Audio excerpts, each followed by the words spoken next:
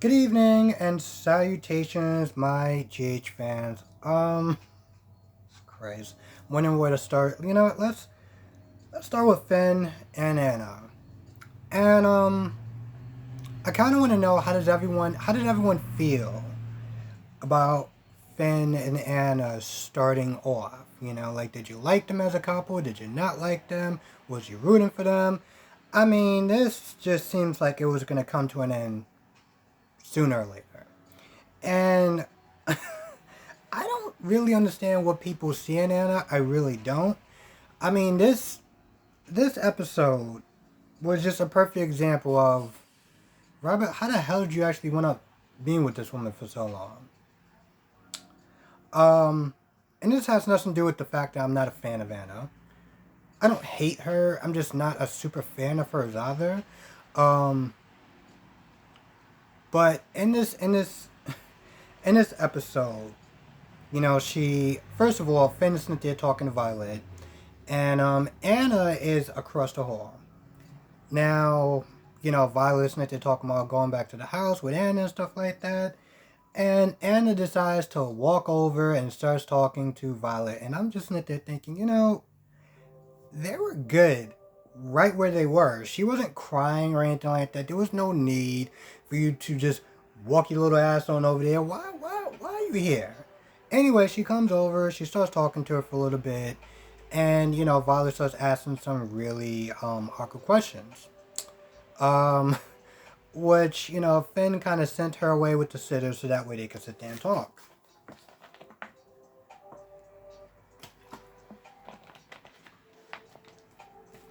Bottom line of this conversation, Finn was like, listen, I need you to be 50-50 with me. I need you to sit there.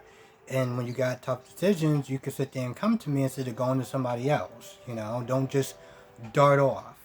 And, pretty much Anna was like, you know, it's like a reflex. Oh, that's good.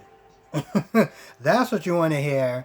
You just kind of just running off and doing whatever you want to do because it serves your interests or because you just need to do this by yourself.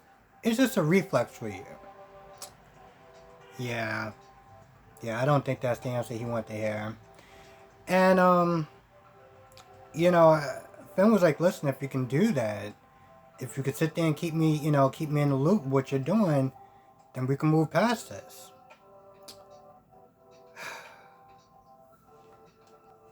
And after everything that she just heard from this man saying that, you know, when, you know, we're partners in this 50-50, she pretty much just says, well, I can't always do that. You know, there's going to be times where, and, you know, my whole thing that kind of annoyed me a little bit is that in some ways, I felt like she was trying to say this in work form. You know, as far as like, you know, my job as a spy, to like, pretty much what you literally just said to him was that, oh, well, there's times I'm gonna have to sit there and go off by myself, and there's times I'm gonna have to sit there and confide in other people, um, and it won't be you. So everything that he just was mad about, you just said I'm gonna continue that. I I can't make this up. I really can't. And this isn't one of those things where I'm just like, I'm not laughing at it. I just don't understand that you just heard this man pretty much say, if you go left, we're good. You just can't go right.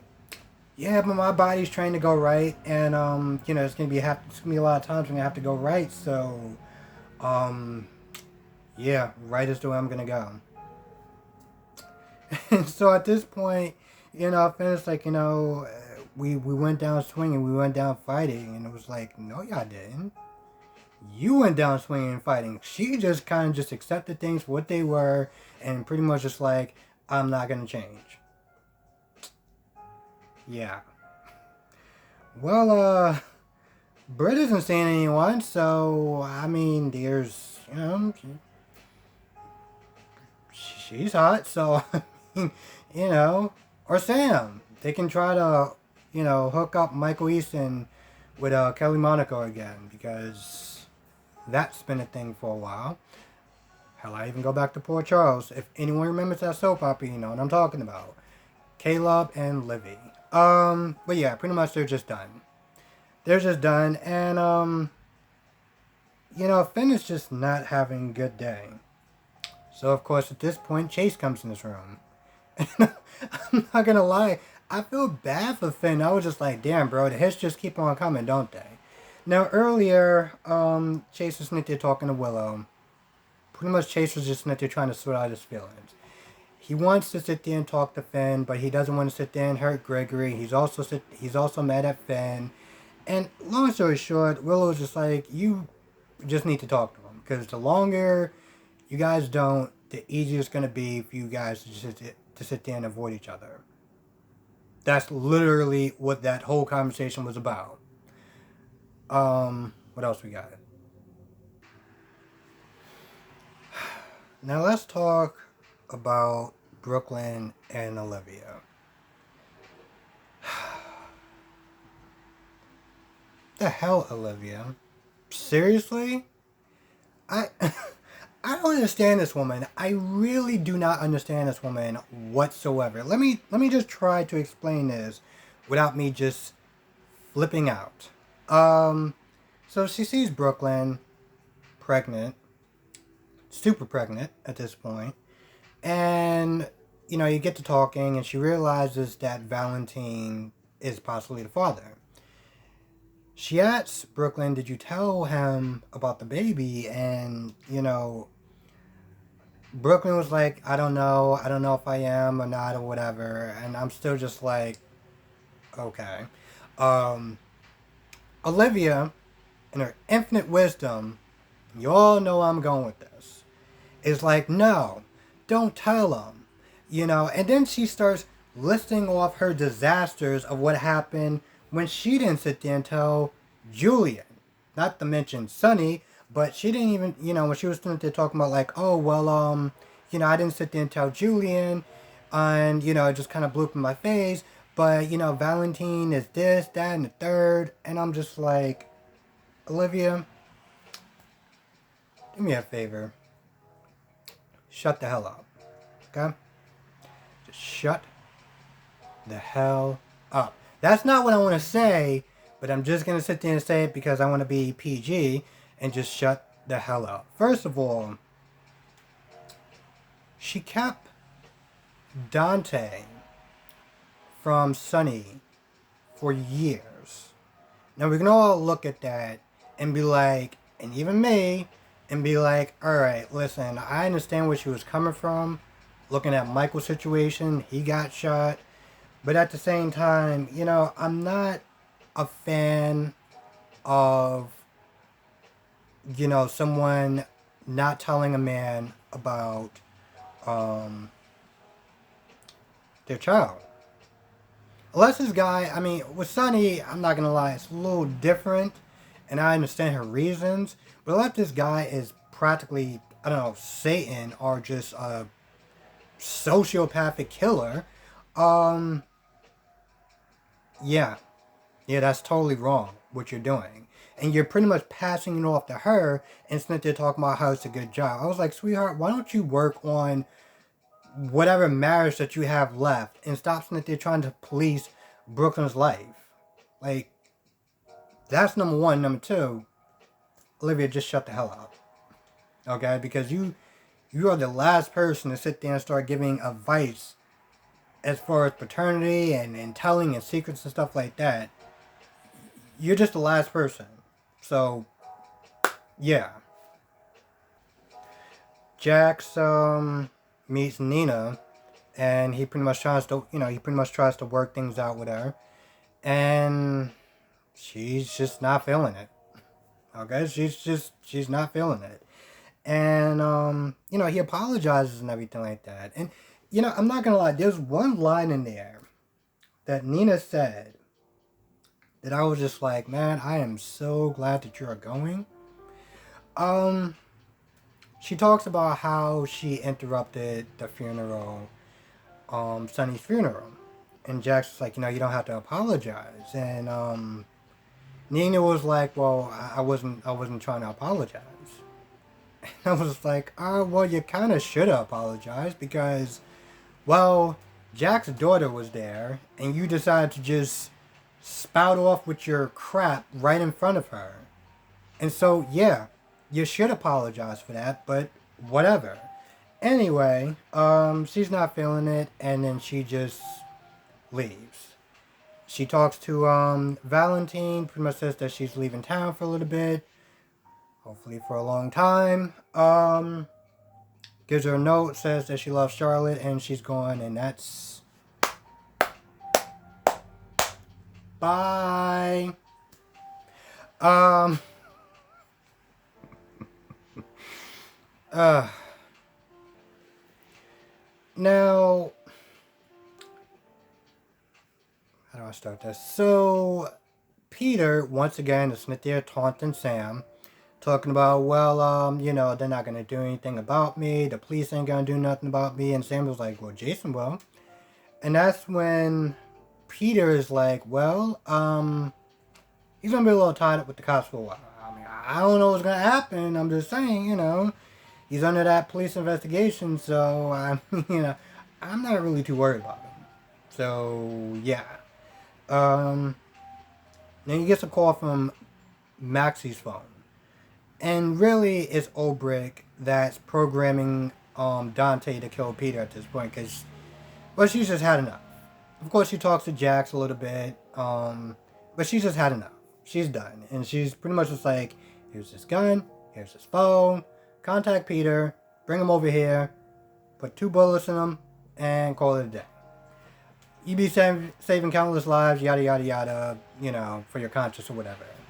And that's pretty much about it. And then she walks off. Now, Peter gets a text from Maxie saying to meet him at the grave. So he goes there, he sees Dante, and, yeah. Let's see if he's going to pull the trigger. And I mean, it is Cliffhanger Friday, so guess we'll all find out together. What else we got? Britt's condition is getting worse. She's talking to Valentine, pretty much just telling Valentine to, watch his back. Because Valentine comes in there, and Valentine wants to know how Max is doing. And, Britt's like, well, doctor, confidence, all that good stuff. None of your damn business.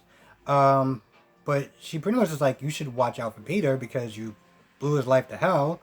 And then there was one point where I couldn't tell if she was actually trying to defend Peter. Okay, because basically she was like, Peter got led down a very dark path since he was a baby. You delivered him to Phazon. And she's just going on and on about that. Like she's trying to defend him. And I'm just like, But I don't know if she was trying to defend him or she was just trying to defend herself. Because she got really angry. Her hand started shaking.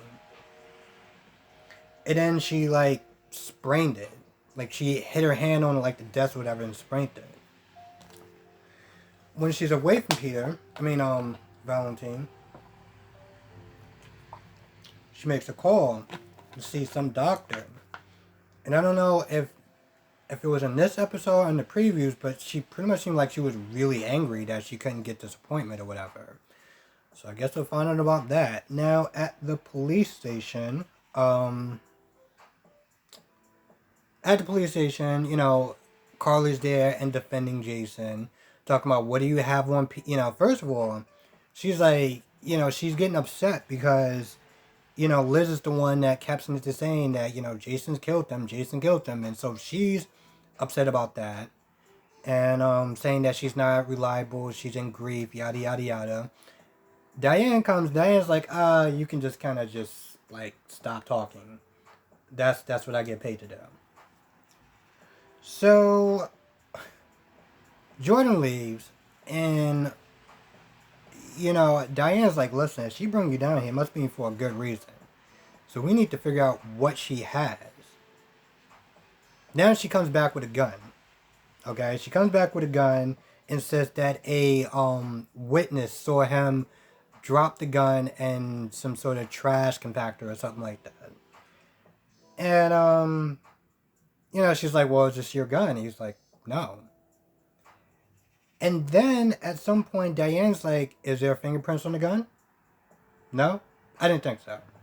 So pretty much Jordan's like, I'll see you in court, and that pretty much ends that. Now, Gladys is a really nice and very, it sounds like someone of class. So not Gladys. Gladys is the exact opposite. Gladys is just, ugh, I really can't stand this woman. Anyway, she's sitting there having, I don't know, breakfast or dinner with, or lunch with Brando. They're making chit chat or whatever. And then she pretty much mentions that she saw Jason, you know, um, the one with the gun. She mentioned that she saw Jason throw the gun in the garbage or whatever. And she said, quote unquote, she was doing her civic duty. It's like, wow. So she says that, she walks off, and now, Brando is just like, just making my life a living hell, even now. I'm sitting there thinking, I was like, Jason, when you get out, I know Sonny had a no hurt woman policy, but can we just make an exception, like once? Or just waterboard this woman, you know? Waterboard this woman, do what you have to do with Brando, and just, teach this woman a lesson, you know? So yeah, Gladys is the quote unquote witness. Of course, provided by Cyrus because, he needs to get Jason out the way. Now, I'm not going to lie. Here's the thing. If he gets Jason in prison, I don't know. I mean, I know Jason has protection, but, Cyrus has money. I feel like Jason is most vulnerable in jail. So they better do whatever they can do, whatever they need to do to get him released. I'm not gonna lie, this should be interesting. I don't know. I figure that's about it. I don't think I really left anything out. If I did, please write down in the comment section below. With that being said, I want to thank everyone for watching. I want to thank everyone for watching yesterday. I know it came out not super late, but later than I wanted it to be. So I want to thank everyone for the support, the comments, and just watching. I really appreciate it. Now, with that being said, I'm going to go. I want to hear from everyone. Let me know what you thought of this episode. Did you like it? Did you not like it? All that good stuff. What do you think of Gladys? And, more importantly, what do you think of, Finn and Chase? I mean, Finn and, Anna. Did you want them together? Are you glad that they're broken up? I mean, are you sorry for Anna? I mean, the sad thing is that I partly want to be, but in this episode, it's like she just said something, the way she said what she said, it was just like, alright, cool, so I'm just going to continue to do the stuff that you don't like because it's just what's normal for me. Yep, whatever sort of sympathy I have for you, it was just evaporated in that sentence. Congratulations, Anna. Good job. Bye, Nina. Anyway, with that being said, I'm going to go. Thank you for watching. Be safe. I will catch you in the next video.